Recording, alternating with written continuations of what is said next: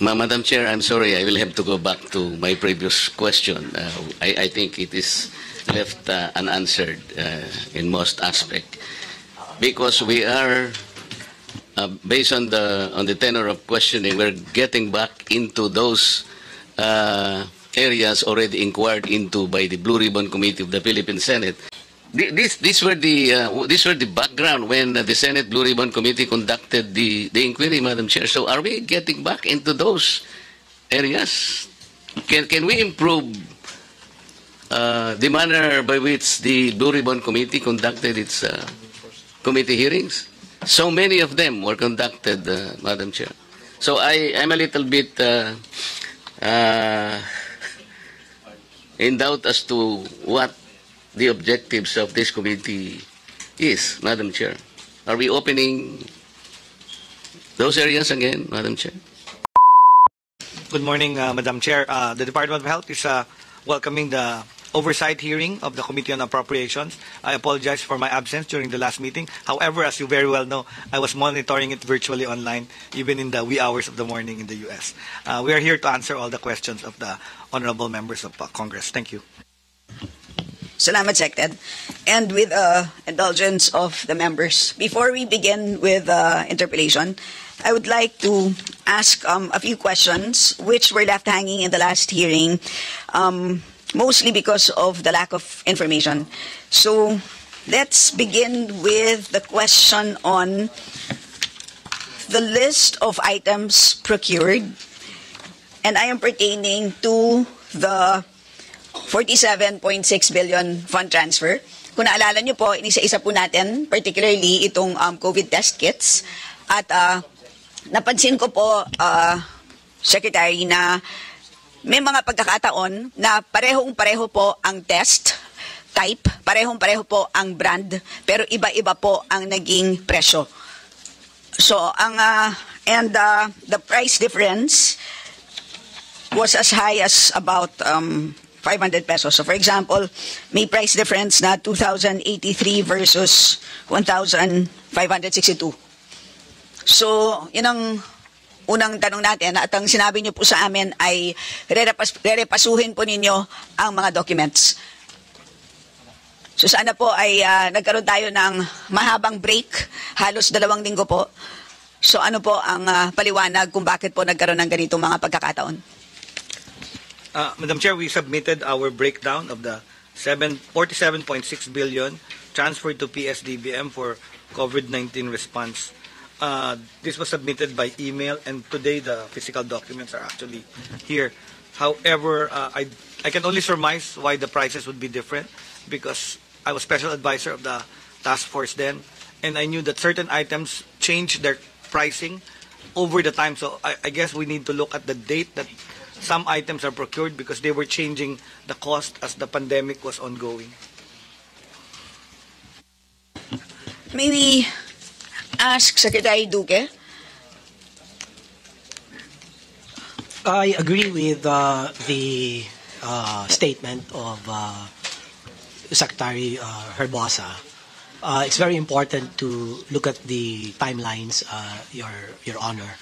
So can you give us the exact dates? So ang laki po, no? Halos 500 ang price difference kada test.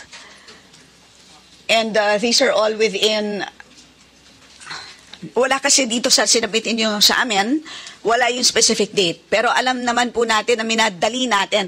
You keep repeating, Secretary Duque, that these were all done, all in the interest of time. You had to do this all expeditiously. Minamadali po natin, in other words, ang pagpro-procure.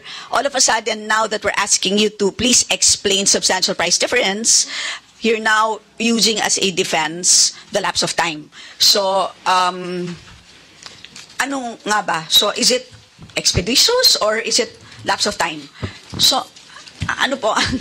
It's expeditious. Madam Chair, may I... Yes po. Just a point of clarification, and you have to pardon my ignorance. This is the first time I attended this meeting of oversight. I note that the major issues or concerns, which is number 1 in the list, Madam Chair, is the DOH transfer of funds to PSDBM. To my recollection, Madam Chair, the whole 18th Congress of the Philippines, particularly the Blue Ribbon Committee of the Philippine Senate, extensively dwell on this subject matter. And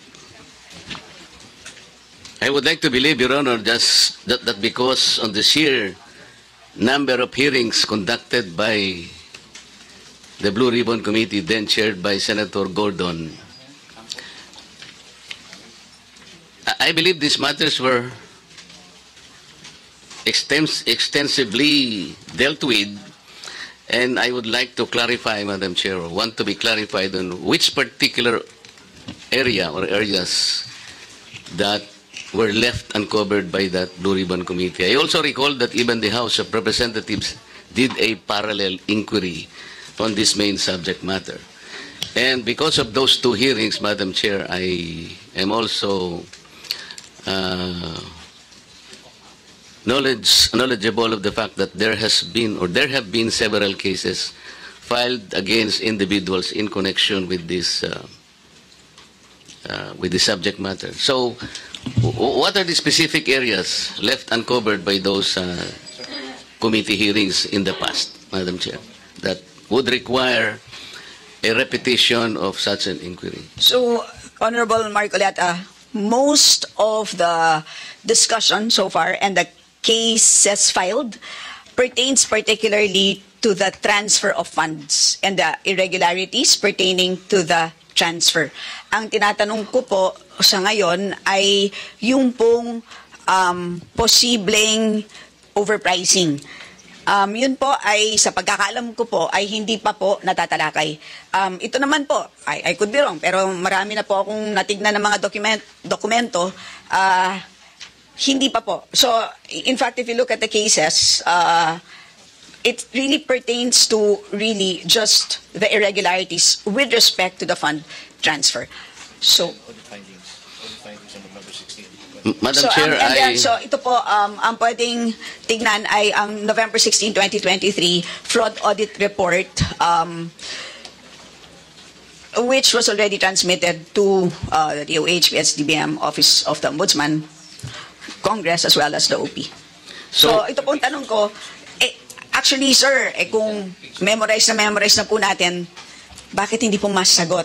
Last hearing nga hindi po masagot. Kaya nga po, nag-spill over to today. Nagkaroon tayo ng another hearing. So, simple nga So, inisa-isa po natin yung items dito sa listahan ng mga pre-procure. Napansin po natin na merong iba-ibang cases. And this is the third case. The third case is a situation where parehong-pareho yung brand. Pero bakit ang laki po ng disparity in price? So, yun. It's a simple question. Yeah, Madam Chair, that is probably correct, but I also remember it quite well during the parallel hearing held by the House of Representatives. I had the opportunity of interpellating personally the chair of the Commission on Audit, who was then Chair Michael Aguinaldo. And I repeatedly asked him whether or not there was overpricing of the materials procured by PSDBM. I am very sure of those questions, and he repeatedly answered that even before our meeting or hearing then, he appeared in the Philippine Senate and he also admitted that there was no overpricing. That is why, to my recollection, Your Honor, that was the testimony and admission made by no less than the chair of the COA at that time is the chair. So, until and unless we can find other explanations that the statements made by COA chairman is incorrect, then we are supposed to inquire further on these issues.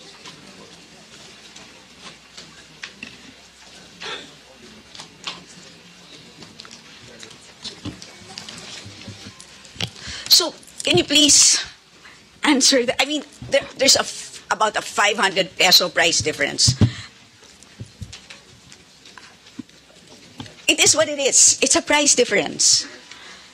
So, I'm asking for the details on the dates of the transaction. Your Honor, the details, the documents pertaining to the timelines of the transaction is with the PSDBM because they were the ones who directly transacted with the suppliers. Okay, Now, so I would like to... yes, and my Madam- understanding, yes. Sec, is that this is my layman understanding that instructions to bid would come from the DOH. So, meaning to say, sasabihin ninyo ang specification, i-bid nyo na to. Kasi, ang tanong kasi is, bakit hindi nyo nalang pinagsama-sama lahat ng pangangailangan for... I understand, you explained in the last hearing the reason for why you needed different brands. That was my first question, di ba? Bakit iba-ibang brands ang binili ng DOH? And you sufficiently provided the explanation because tests are brand specific. So, okay na po yun. Ang next question naman is, bakit iba-iba yung lots? Bakit hindi nalang pinagsama-sama yung ordering nung mga brands na yon para nakamura kayo? Kasi naging iba-iba tuloy ang presyo and there's a 500 peso disparity across certain lots. At malaki po yun, di ba? Especially kapag malaki po yung order. So, yun naman ang tinitignan natin, hindi po ba? And actually, sir, ang next question pa nga doon, how much was the price in the world market at the time of that purchase? That's the next question. Because it could be as low as $8. Yun ang next question, hindi po ba? So, if perhaps PSDBM can help the good secretary.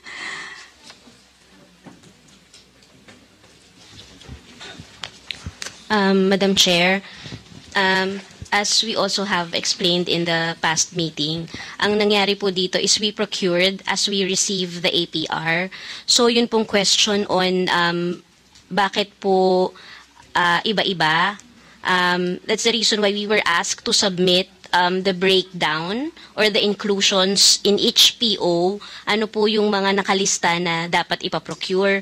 Ang general observation po namin is, tama po si Congressman Garin last meeting that meron pong mga nakalist sa APRs na complete set. Although, Madam, we don't have the expertise to really identify kung ano po yung complete set dapat ng isang test kit, for example. Pero general observation po, meron pong isang set na meron pong mga consumables, meron din pong mga APRs na ang naka-itemize lang po na bilhin ay consumables or the components. And then we procure as we receive the APRs. Doon po sa mga APRs or the agency purchase request that we received from DOH, meron po doong unit price na nakalagay. So, meron po doong unit price for each item. And then, of course, we received that. Meron po silang suggested unit price. We subjected that to market scanning. Kaya po merong mga quotations na issue for the suppliers. And then, doon po nag-based yung recommended ABC, Madam Chair. So, okay, let's just be specific. Itong sinasabi ko nga na yung PCR kit sa Ensure Novel Coronavirus 2019 nCoV Nucleic Diagnostic Kit, 8,901 kits. So, ang lumalabas, 2,083 pesos per unit versus subsequently the very exact kit. But you purchased it in a different quantity, naging 30,000 kits. Ang naging unit price po was 1,562.50. So, ano yung exact circumstances kung bakit nga na iba ang so, ma'am, can you provide to us well, number one, ano yung dates, di ba? Like, if you say that they came in different APRs, ano yung dates nung APRs na yon? Kung sinasabi nila na it's because of the lapse of time, maybe, maybe not.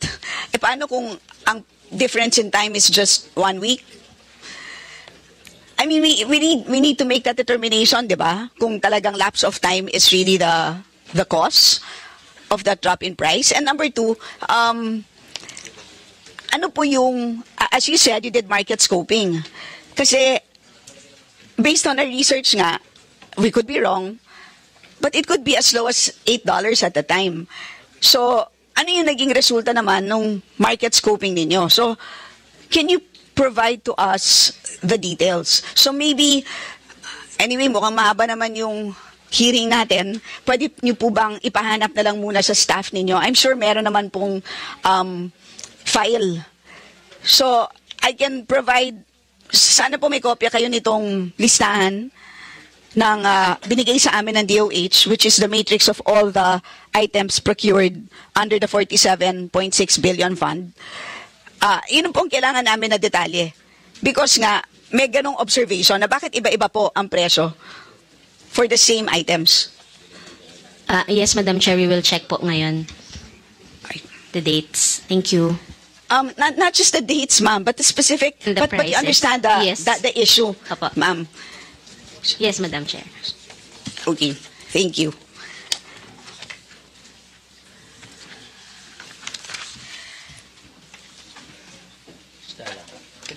Yes, so, last. Madam Chair, with your indulgence, it's related to your comments about the fund transfer issue. May I just Please, interject? Honorable Daja. Yeah, in the last hearing, I think it was, at that time, it was being presided by Congresswoman Garin. I'm not sure if you were here yet, but I wanted to inform you in the committee that I had asked the DBM at that hearing, I think it was last week, about the issue on the fund transfer. Apparently, from what I recall, and it should be in the minutes, that in most, if not all, of the procurement done by DBM, fund transfers were obviously done for their procurement, and in most cases, or all cases, there were no MOAs, because that was one of the, I think, issues why there wasn't a MOA when the funds were transferred to DBM. So I just wanted to put that on the record and inform you, and it should be in the minutes, the details of that discussion. Noted, Honorable Daza. Okay, so the only other question that I have is for the PSDBM. I asked you in the last hearing to give us an indication of the number of bidders for the 47.6 billion fund. So there were a total of 46 suppliers, but can you just like give us a general description of how the bidding proceeded? I understand that not all were bidded. Meron doon sole supplier. And looking at the documents that you submitted, can you also explain kung ano yung naging determination, like for a particular lot, paano kayo nag-decide na ito wag na natin ipabid, etc. So anyone from the PSDBM? Madam Chair, I'm sorry, I will have to go back to my previous question.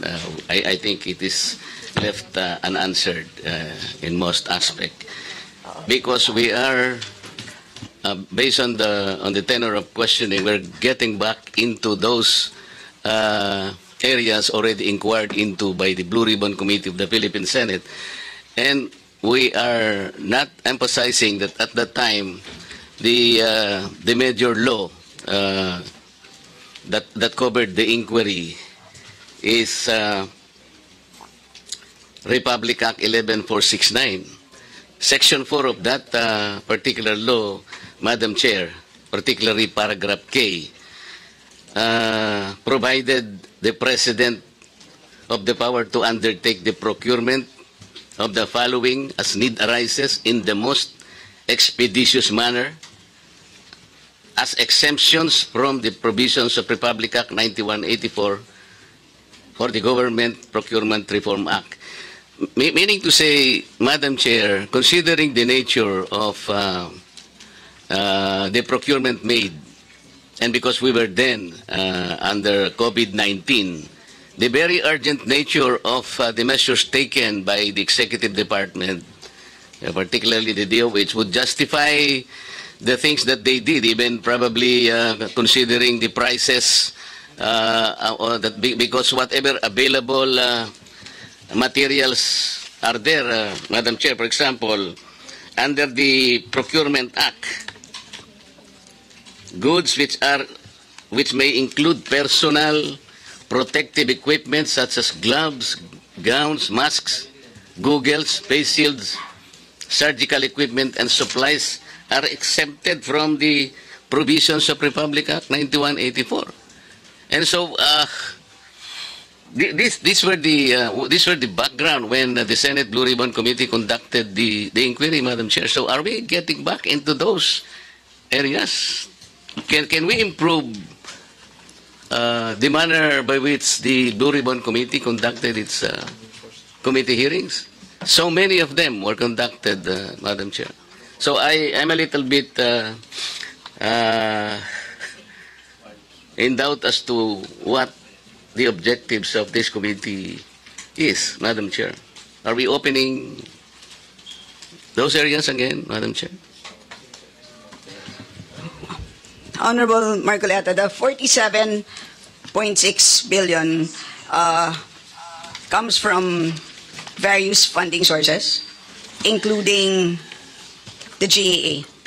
So that's I know that, part Madam of the Chair, reason but for why- I recall that the only reason why the DOH was flagged down at that time, I have my notes when we conducted that Yeah, hearing, so- there was a particular circular, number 94-013, requiring a memorandum of agreement on the part of the COA, on the part of the PSDBM, and I think the DOH at that time.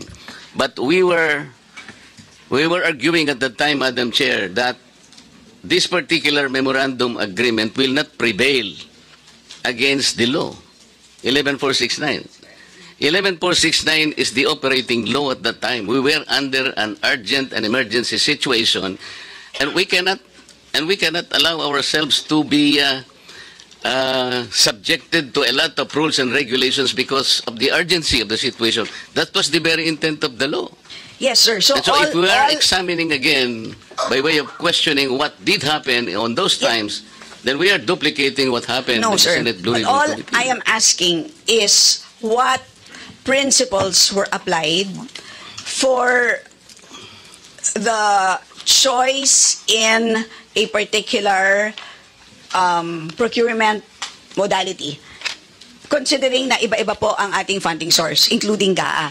So, hindi natin alam. Baka naman kung GAA, iba ang particular modality. Yun lang. General principle lang po. Hindi tayo nagtatanong ng very specific. That's why I said in general, pwede niyo po bang ipaliwanag lamang? General lang po. Sir, PSDBM, it's a general question. We thank you for the submission that you made, sir. Or ma'am. Yes, Madam Chair.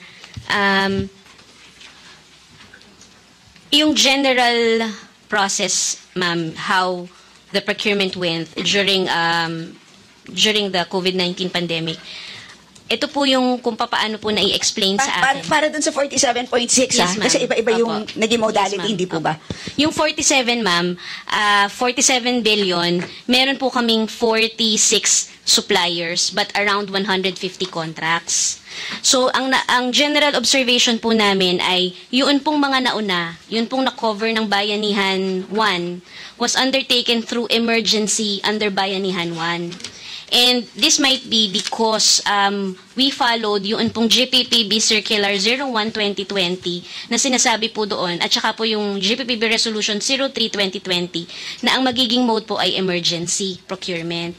So, doon po sa GPPB Circular 01-2020 ay kokonti lang po talaga yung documents na ni-require during the procurement. In fact, ang required lamang po doon based on the circular is the submission of the PhilJobs registration or if not, the submission of the income tax returns and the omnibus warrant statement. Yun pong submission ng income tax returns is even allowed to be submitted before award or after award or before payment. The only thing that they require to be submitted under the circular is the OSS po. But as I was told, hindi naman po ganoon naging kalimited lang yung documents na hiningi during the procurement under the emergency for Bayanihan 1. So nahingan din po ng mga basic documents like, aside from the PhilJEPS registration, is the SEC registration, nahingi rin po yung income tax return. So, yung mga emergency, ma'am, mostly for the Bayanihan 1, ganoon po, yung sinabi ko po kanina, kapag naka-receive po kami ng APR, meron pong unit price doon, then we subjected that to market research. Ang basis po ng market research namin, ayun pong mga suppliers na nakalista sa PhilJEPS po. So we asked canvas from the suppliers listed in the PhilJEPS, and then based po doon sa canvas na nakuha, nagkaroon ng suggested ABC. I was told that the ABC recommended naman po ay hindi naman normally mas mababa doon po sa unit price na lumabas po na sinabi po ng DOH sa kanilang APR. And then, based po doon sa mga canvas na nakuha, doon po nag-directly negotiate ang back ng PSDBM. Because under the GPPB Circular 01-2020, allowed po yung direct negotiation with a supplier that is legally, technically, and financially capable. In-explain po kung paano i-determine yung legally, technically, and financially capable. Yun nga po yung sinabi ko na ito lang po yung documents na hinihingi. So that is for the emergency procurement, ma'am. And then we observed that ito po, meron kami palang how many yung mga public bidding. So for 2020 procurement po, we have 7 emergency under RA 9184, 39 emergency under Bayanihan 1, 3 under Bayanihan 2, 7 public bidding under Bayanihan 2. For 2021, we have direct contracting na 8. We have 12 emergency under Bayanihan 2 and 11 public bidding under Bayanihan 2. So yun pong mostly yun pong mga Bayanihan 2 ay public bidding po. I asked why public bidding na yun. I was told po na yung pong mga contracts for this na pinpublic bid ay malalaki po yung mga amounts. Mas malalaki po doon po sa mga naunang emergency under Bayanihan 1, ma'am. Kailangan ipaliwanag mo rin, Madam Chair, kailangan ipaliwanag niya rin na under PSDBM, batay sa GPPB Resolution Number 03-2020, meron kayong tinatawag na common use supplies, di ba? At iugnay mo dapat yun sa Executive Order Number 17, yung Section 4 nun. Dapat ipaliwanag mo that this is Executive Order of former President Pinoy, dated July 28, 2011. Alam mo ba ito? Kasi ito yung pinaliwanag nyo noon eh. Nang sinasabi rito, common use supplies, katulad ng ginawang pag-angkat na direkta ng PSDBM, ay wala ng public bidding nakalagay doon eh. Madam Chair, yun siguro yung dahilan kung bakit nagkaroon ng variance sa maraming pagkakataon sa mga presyo. Exempted kasi sa public bidding, emergency ang situation. At they are armed by Executive Order Number 17 under Section 4. Under Section 4, Paragraph K din ng Bayanihan Act Number 1, in-exempt naman lahat yung provided that kailangan madalian at ibigay na kapangyarihan sa Executive Department in order to save our people against a pending calamity. Yun po yung dapat ipaliwanag ng PSDB. Yes, and Honorable Marcoleta, I hope you don't mind. Kindly please wait to be acknowledged by the Chair. Pasensya na po kayo, ma'am, kasi hindi niya pinapaliwanag mabuti. Pwede namin po kayo ilista, sir. So, umani naman ito ng iba't ibang reaksyon mula sa ating mga netizens. Ayon kay Eddie King, this hearing must invite Senator Richard Gordon. He knows better during that hearing in Farmally anomalies. Pahayag naman ni Boyet Pass, wala po yata si ma'am nung nakaraang investigation sa Senate Blue Ribbon at Congress, natutulog ka siguro sa kangkungan. At ito naman ang saloobin mula sa ating kababayan na si Jesus Antonio, nakaraos na tayo sa COVID, mahal talaga noon kahit face mask law of supply and demand. Mga kababayan, feel free to comment below para maglabas ng saloobin sa balitang ito.